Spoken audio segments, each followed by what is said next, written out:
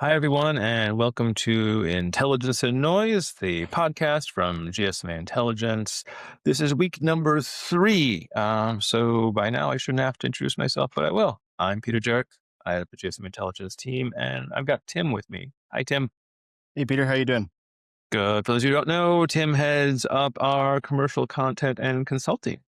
So as usual, we're going to talk about what's taken place recently in the week, what we're seeing in terms of our research, how it links into that, what we think is important, and maybe what's important, but people aren't paying attention to. So we're going to get to that in just a second. Also talk a bit about where we've been and where we're going and all of that. But before we get there, as is my want, I'm going to kick off with a quick story that hopefully sets a bit of how I'm thinking about the week.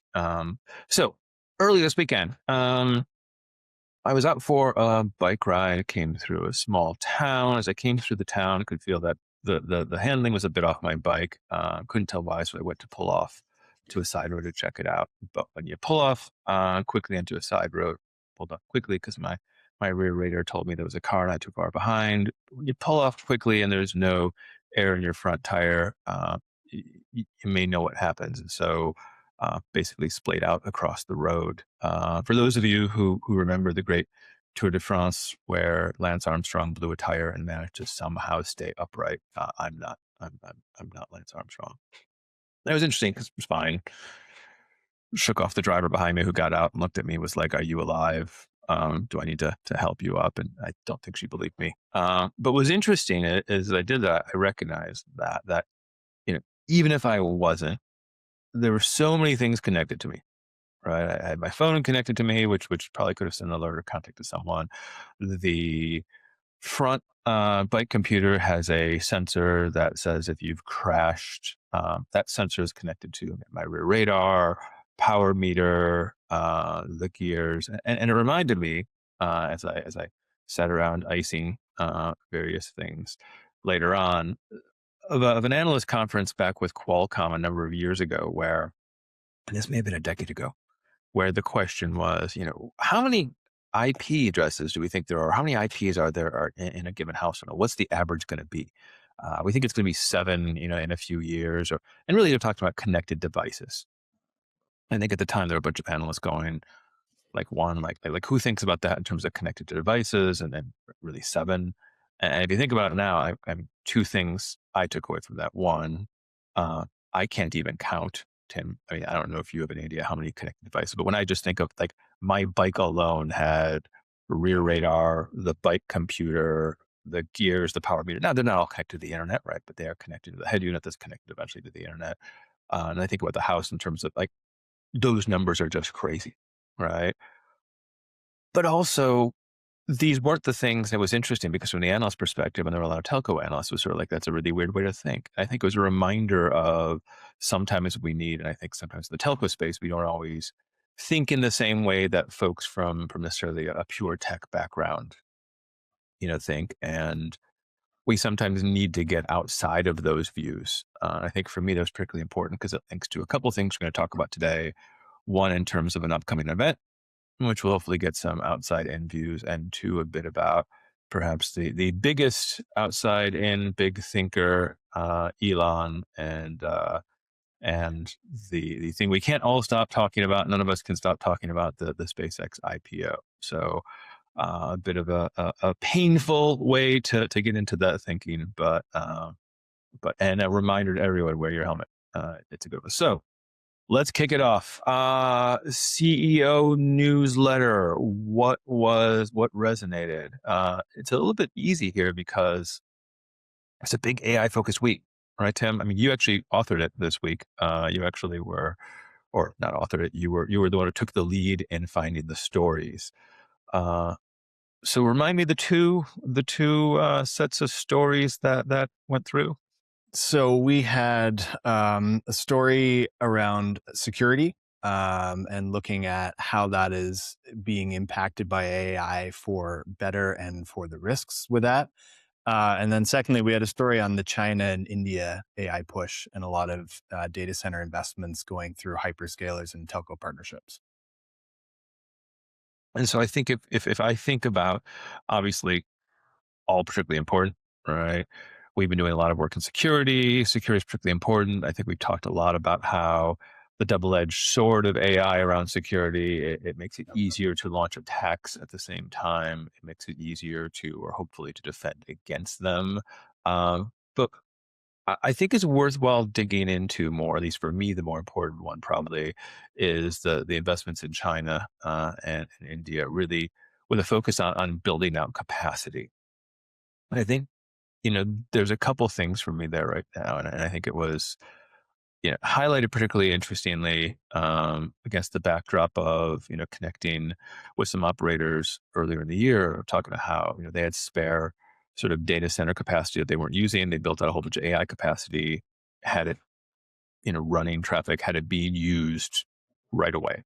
Right. And it was interesting because talking to another analyst, they sort of positioned it as this idea that, the model makers are chasing every single GPU coming out of NVIDIA to try and lock up that capacity as soon as they can. So we're in a place where it's not actually that hard if you build out capacity that people are going to take it up.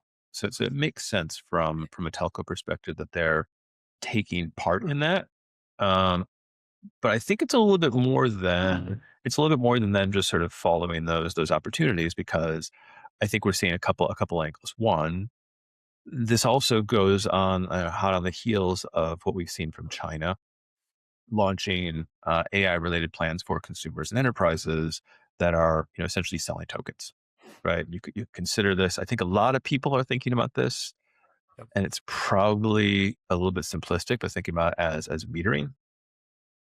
We've lost the metering battle in terms of selling gigabytes, selling traffic. Consumers sort of generally are going towards, you know, all you can eat unlimited plans. So does this allow you to actually get back to a place where you're making money based on consumption? Uh, that seems to be the way, and I think that and the overall. Am I reading that correctly in terms of how people are thinking about it? Because I think they're missing something, Tim. But is that fair in terms of what you're seeing as the narrative? Yeah, I think that's fair. I think there's a capacity point and then there's a commercialization point to what you're talking about. I think from a capacity level, the sheer scale of the investment size tells a story in and of itself. China's got a nearly $300 billion package that is spread over multiple years, designed to build out capacity to service their burgeoning AI economy. The mobile operators are a key partner in that. We see the same in India. Reliance is partnering there with a hyperscaler. We see it with other Indian telcos as well. So I think there is a point of India and China forging the capacity ahead for their domestic AI ecosystems to compete with the US and Europe. On the commercialization side, we do see a new approach, as you talked about, with the tokenization and trying to introduce a new unit of measurement for how people consume AI. I think that will be a really interesting development to see if people understand what that means and how they translate that into their own calculations of whether it's worth it or not. But we're in the early stages of that. Um, and then just last point I'd make, that on the enterprise side, I think there's a lot of interest in monetizing that capacity. Um, we talk about things like AI factories, specialized data centers. We're going to be putting out some research on that. And we think for the mobile operators alone, that potentially has a 5% uplift to their revenue.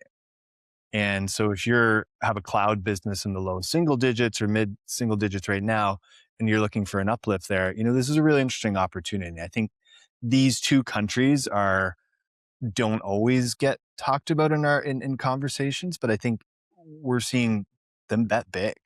Well, What and do you that's think? why I think, and that's why I think as much as we can look at this as interesting and sort of as part of a larger trend, you can only take that so far, right? I mean, China, as you pointed out, in China, the operators are central to how enterprise services are delivered and how cloud services are delivered in a way that's not the case in other places, right? I mean, the operators in China are very much like are much like the AWS or Google's in some way of what you see in other markets, and so it does make more sense for them. Same, you are seeing that connection in India, and also there's more of an interest there. So I think that's one way.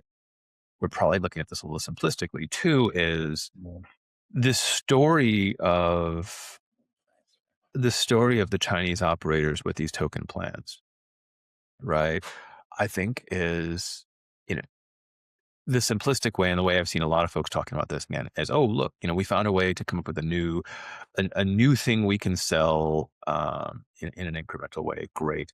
But the reality is that it's doing a disservice to the fact that, it's building on the fact that the Chinese telcos have already built out some capacity that they can leverage, and that they're doing more than just selling a bundle of tokens. They're selling, in some cases, packages that include access to a bunch of different models, uh, and other things on top of that. So it's not just as simple as we're selling tokens. And that's probably good because, and it feels like, as much as we all want to, and we know AI is going to transform, it is transforming, the way people work, the way people live, the way people generate content, et cetera, et cetera, et cetera, that, you know, we're in a place right now where I don't want to say token generation is at its peak, but we have seen that we've gone from the place where you've got folks like Jensen Wong saying, you know, I want my engineers spending as much on tokens, or a share of their salary on tokens, just to say, look, here's what I call being productive, to the fact that we've got companies,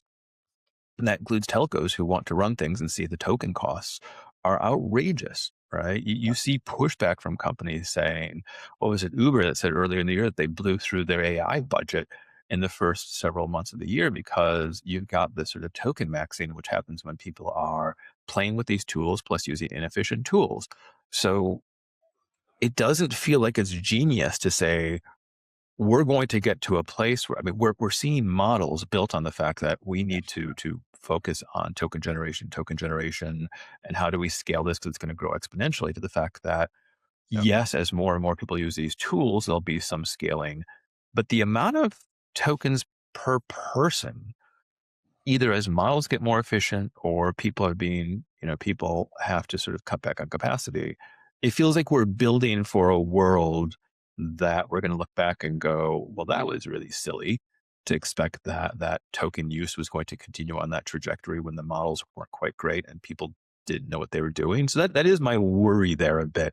It was a long-winded worry, but I do feel like we're building for a future where everyone is spending tons of time and money on tokens Yep. inefficiently, and I don't know that that's a really smart way to think about the future.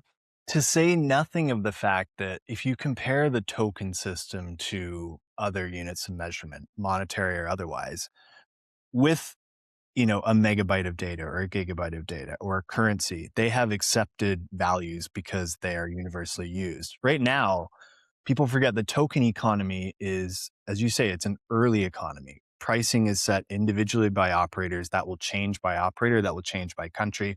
That will change if you're a business. That will change if you're a consumer. So my question is, do we start to see big variations, swings in the price of a token over the next year as Oh, you scale up this I amount? mean, I it, think there's it a lot already of it already is, to the extent that I think, yeah, clearly it's understood that the cost of generating tokens in China have been different than elsewhere.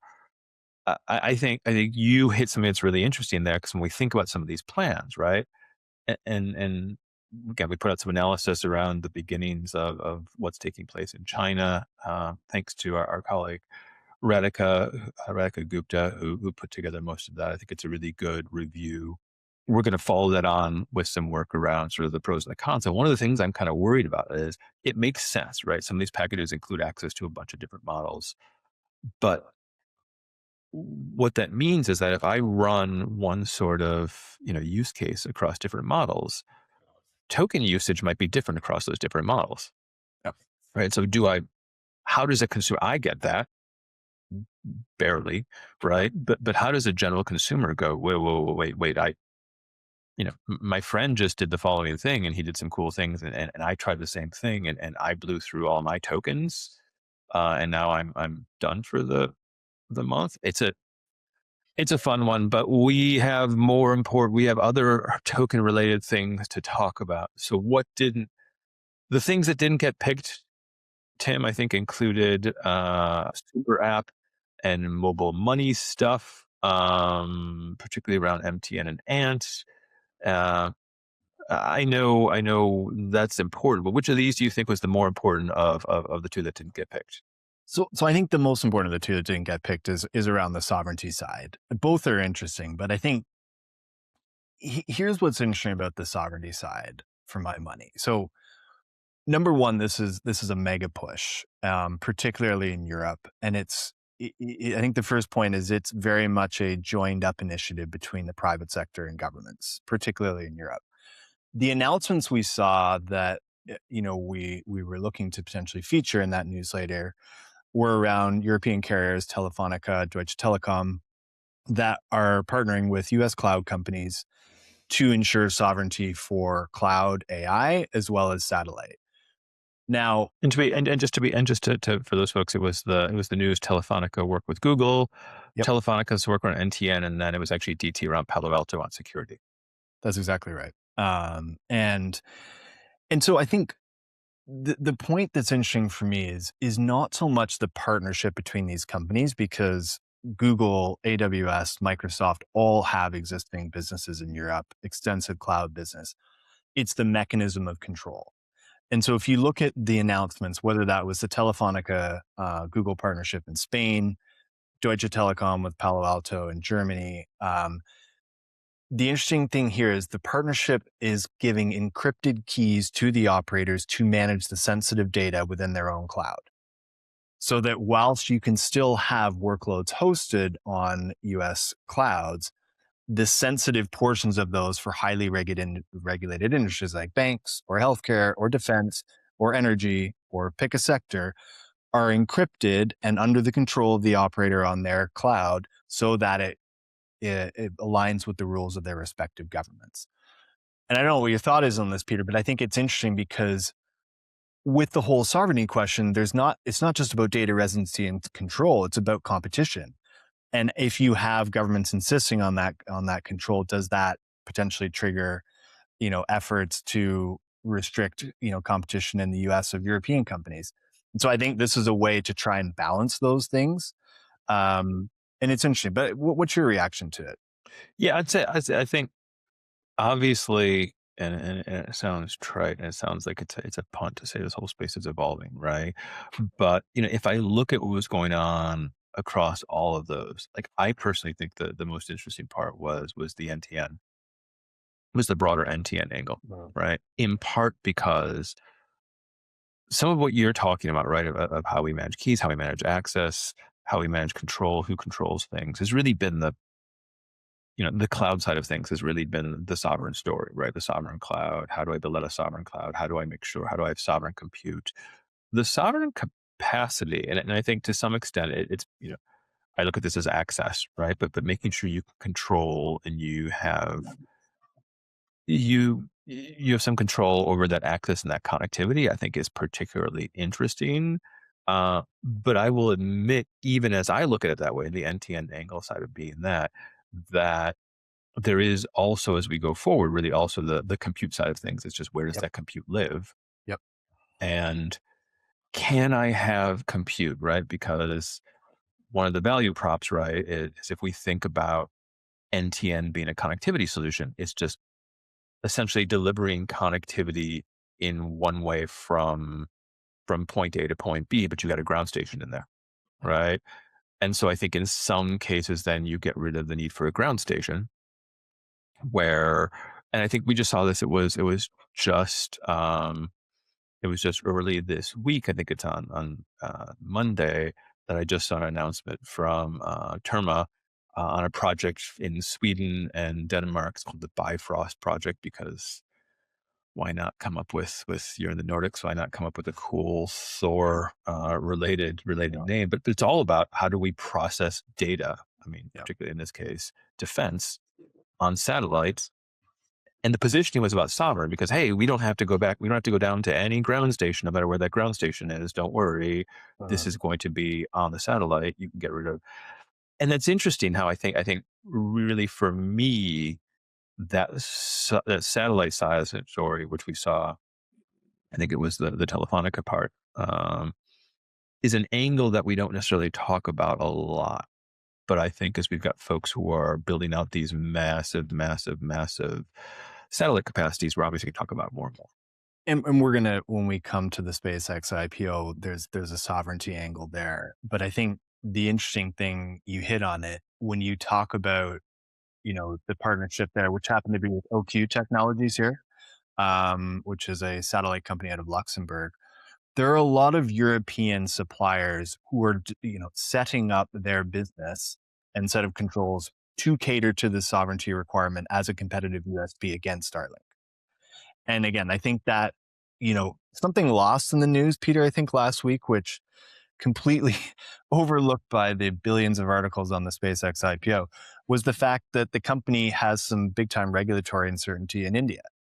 And that's, the largest country in the world now. And part of that is centered on the sovereignty question. So I think you're right. It's very much, sovereignty is not just about AI, it is about satellite, and the open questions around how you ensure that mechanism of control are live ones. Yeah. No, I think, and that's a good segue into into the part of the podcast we're going to call On the Road and On Our Minds, and eventually our marketing folks are going to get a Willie Nelson themed. We'll see if we can get Willie to join to join the podcast at some point. Because for those of you who know, On the Road Again's a Willie Nelson song, and You're Always on My Mind is, and it really makes sense to have Willie. So if you know Willie, tell him we're willing to have him on the show. That leads into we'll talk a bit about where we're going and upcoming events that we think are important for folks to know, but let's just get into the SpaceX of it all. Like everyone has been talking nonstop about it. We obviously put out some early. I'm going to kick off with something a bit from, well, just for folks who are on the same page, right? SpaceX had their IPO, kicked off at 135 a share. I think right now, as we record this, it's at 160, so it's a 20% bump or so.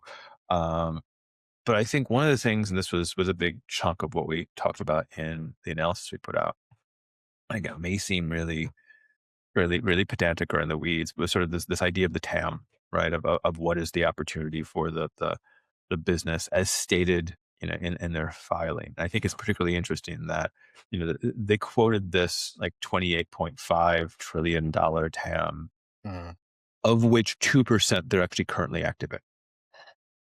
I'm sorry, 2 trillion, sorry, not 2%, 7%. So 2 trillion, which is the space economy, right? Launches, everything with satellites, the connectivity side of things. And that's even being a little bit generous, right? The 2 trillion is kind of rounding up. It's including a little bit of the mobile side of things, but they're not really, Starlink Mobile really isn't fully operational. So yeah, that's 7% of that TAM that they're actually, and I think that's the part that I think puzzles me the most. It's a business that says, here's these things that we will do. We're not doing them yet.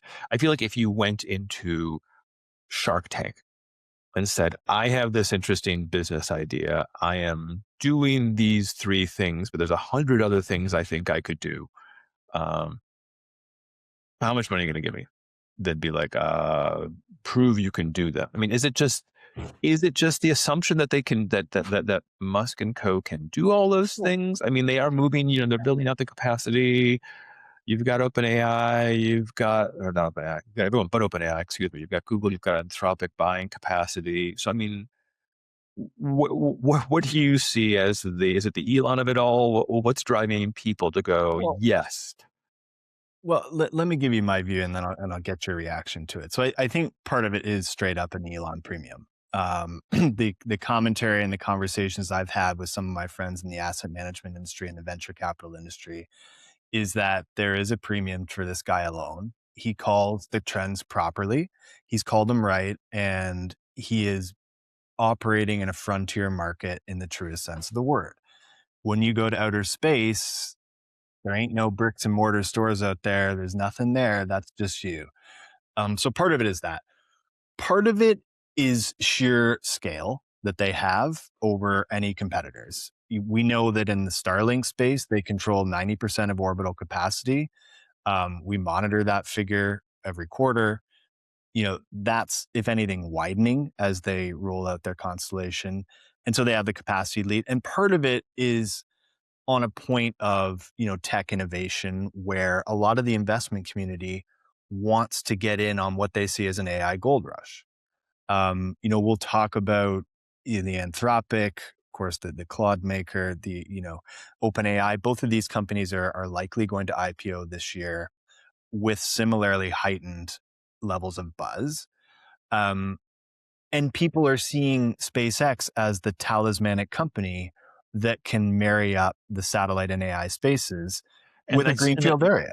and I think what I think is interesting there, and if I think about OpenAI, right? I think earlier in the year, OpenAI had a bit of a moment where they were saying, look, we need to pull back on these side quests. They were doing a whole bunch of different things, focused in a bunch of different areas, and said, look, we need to focus. And we talked about this earlier. It was last week talking a bit about the FT article that said, look, they're all in on coding and enterprise, particularly as an IPO is coming, and it's this idea of focus, right?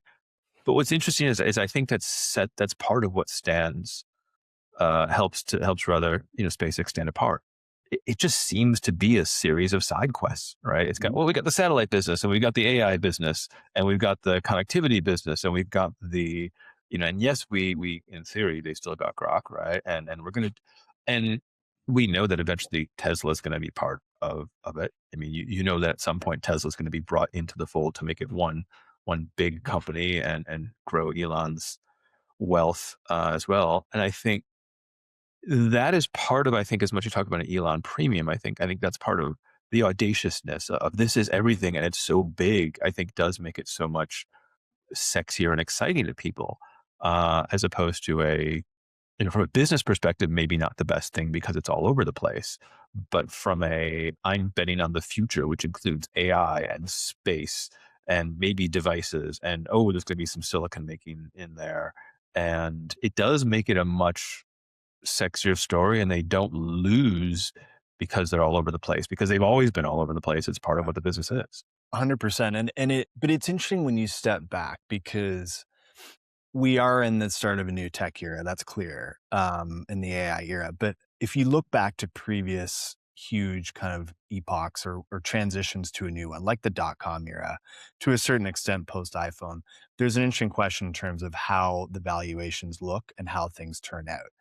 And I think the question of an AI bubble or correction is interesting, but ultimately it's more a question of how you consolidate the scale that we see. And so I think right now, what they're basically asking for is people to take a giant bet on growth prospects that don't yet exist, but that may exist. And you tell me, Peter, if you think we're wrong. I mean, when we put out our analysis in our spotlight on the IPO just before it went out for Starlink Mobile, they estimate that's going to be around $760 billion. That's essentially equivalent to the service revenues that the mobile operators make right now. Now, we think that's more like 4 to 5% in terms of a service addressable market. In other words, just translated for our viewers, what we think they can actually achieve potentially of that TAM. Are we wrong on that? Are we Well, missing but something here? to be fair, that's the definition of TAM, right? This is the addressable market that we are going after. There's no way they're going to get all that, right? I think, and that's maybe fair, right? Actually, it's probably not fair to the extent that although it's the addressable market, they just don't have the capacity, right? You can do the calculations, you can do the physics, uh, and what I think is interesting is whenever you say that, right, or whenever we say that, or whenever you say, "Hey, look, you know, they might have an aspiration to go after all mobile connectivity, but the physics doesn't lie, and there's only so much given the spectrum that they have, and given what you can do with satellites." The answer, I think, is always going to be yes, but these technologies are evolving and they're getting better. And have you looked at V72? Yes, they're on V2 right now, but what is the V5 satellite going to do? Which I think is interesting because earlier this week, trying to marry up the whole space and satellite of it all, I think it was last week rather. I guess some initial specs of the first satellite data center from SpaceX came out. I just saw this somewhere. It's the AI-1 satellite, which just it seems like you're begging for A1 references there, which other people have messed up on. But hey, Wow. I think they're probably trying to bait people into that. And what I think is interesting is, and this is maybe come back to the satellite side of things. So I'm looking at this right now. It's got a 70-meter wingspan and a 20-meter deployment height, which if I do I don't even need my calculator for this. You get 120 or 140 square meters if I'm doing that. Sorry, am I doing that correct? 70 times? Yeah. I mean, that's Mhm. not small, right? I mean, especially since they're talking about this as wait, I'm missing. Sorry, I'm missing a number there. Right. I mean, let me take that back. Sorry, that's actually 1400. Sorry. See, I did need the Yeah. calculator watch. Yeah. Wasn't it not long ago that we were all that the whole industry was like all on AST about going, oh, your satellite is so huge, and that was 700 square meters. It was twice as big. Mm. Um, and yes, I know the next further AST ones are larger, right? Right. But this is still like 1,400 square meters, and you're going to need 6,700 of them to deliver a gigawatt. The IPO has said, the filing said we're going to get to 100 gigawatts, which says we're talking about 670,000 of these. Like at what point? I know there's been a lot of people, like, are people talking about what happens when we get, and I know they've talked about how much space we have in orbit, but there's a difference on how much space we have in orbit for a small sort of satellite versus a bunch of these things that are taking up a lot of space. Is that is that something people are reasonably talking about yet? Short answer is not enough. And I think this is another kind of implied question with this whole space race. What happens if China fulfills its three constellations that it's got in there? Guowang, Tianfeng, there are a number of that are comparable in size to Starlink. You start to get congestion, you get space junk, you have issues with longevity. What happens if India does that? And who governs the rules? I think these are all interesting questions. And it goes back to the point we were talking about of the Starlink proposition there is really around betting on a growth that hasn't yet materialized. No one doubts the innovation and the quality of the innovation. You have to respect that. But when you get into the sheer physics and the capacity available in low Earth orbit, there are question marks. So these are Yeah, things we're going yeah. to have to follow. And I think it was easy to wave off some of these as there's a lot of space up there. Most of it's just empty. It's not taken up when you're talking about these tiny satellites. But when you talk about, yes, I need to get to 670,000 to deliver what I'm saying in terms of 100 gigawatts. And this thing is not small. And there's many other people out there. It's going to be something that we're talking about. And to your point about the Chinese folks, I'm guessing you're going to be talking about it next week at MWC Yes, Shanghai. on the road. We will be in Shanghai at our MWC event next week. We got a team of people going out.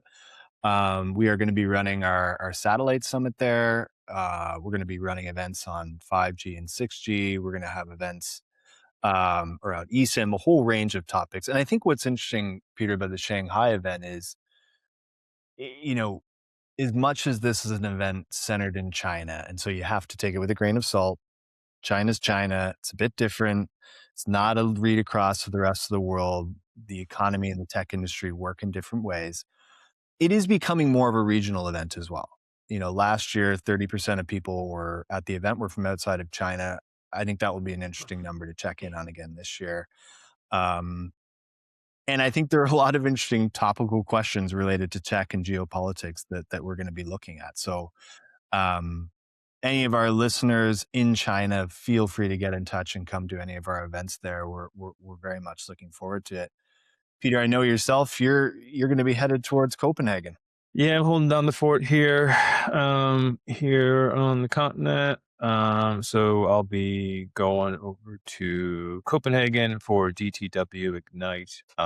It's a good event. I think I wouldn't be going there if it wasn't a good event. I think obviously, the TM forum has really managed to carve out sort of its space in terms of automation, which has led into AI. So it's particularly important. I think there's a lot of other stuff that goes on there from a monetization standpoint. So from the GSMA, our colleague Henry Calvert will be there to talk about APIs and the work that we're doing with Open Gateway. I'll be there doing some work, presenting on some of what we're doing around sustainability.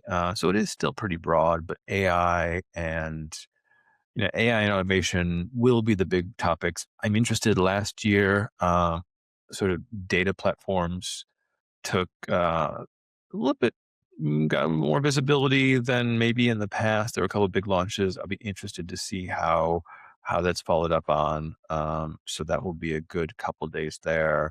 But then, as much, and it kind of links back as I think about sort of my story from the beginning of how the thinking goes in sort of the tech industry versus telco industry, and maybe different ways of thinking that kind of come together. I want to call out an event that I think we're all looking forward to in the GSMA that's coming up later in the year in September. It's NOVA. NOVA is our event that's taking place in Napa, and it's really meant to, you know, do a better job of connecting with the tech industry. It's a very different thing from what the GSMA has done in the past. So I think around 500 folks. Yes, there'll be the normal set of telco folks that you would expect. Obviously, our director general Vivek will be there. We'll have Matthias, the CSO at AT&T. We'll have Sunil Latal from Bharti, right? So he's the head there. So we've got a good set of folks. Pietro, the CEO of Telecom Italia, is there. Always a great speaker. But they're mixing this up. We're mixing this up with a good set of folks from from other industries, from the tech industry, right? So you've got the Wing folks, the venture capital firm. You've got United Healthcare, you've got Schneider Electric, you've got Box, you've got, a good number of other folks to comment. And what I think is interesting is that this is one of those sort of closed door, no media, that kind of thing. There's going to be some keynotes, but more than the keynotes, I think what I like is this kind of concept of boardrooms, so they can have smaller discussions on a whole bunch of different topics. I think that's, for me, the best parts of any event are when you have those conversations and you get down and you actually sort of discuss things and figure them out. Obviously, all the topics, some that you would expect at an MWC type of event, like 6G, like quantum, but going broader, right? Obviously, frontier AI models, security and sovereignty is really big, AI infrastructure. So I think a whole bunch of important topics. Great chance to connect with the folks out there in Napa. It's an easy trip for all the folks from the Valley. So I'm really interested to see what comes out of this for that, to sort of get some of the thinking going. We did a blog post for those folks for the event around AI grids. I think we'll probably be talking about this more in the future, but it goes back to that capacity conversation of ways in which telcos can build capacity to rival some of these big claims. Our calculations, right, is that if folks are talking about building out 100 gigawatts of AI capacity in the sky, that telcos could easily be talking about 200 gigawatts if they leverage some of their distributed capabilities. And so I think it's definitely a space to watch, and sure they'll be talking about it in Napa in September. Yeah. So Tim, anything else before we send people on their way home? I want to do the grown-up thing and congratulate you on your country's first round win in the World Cup. We might see each other in the final. It's still mathematically possible, and I'm not going to rule it out. I just have to say, tying with Croatia, Bosnia, they're all my people. So they will forgive me. I mean, tying with Bosnia was good. But I'm not saying I'm gonna go 1-0 US on the quality of their win. I'm gonna say we save face, but we're saving our best for last. That's got to get save it. That's just really smart. Go on. You don't want to go out too hard too early. So we will see. Hopefully, we've got some good matches coming up, and it's going to be a long summer. So thank you all very much. Thank you, Tim, and we look forward to seeing you all next week. Thanks, guys.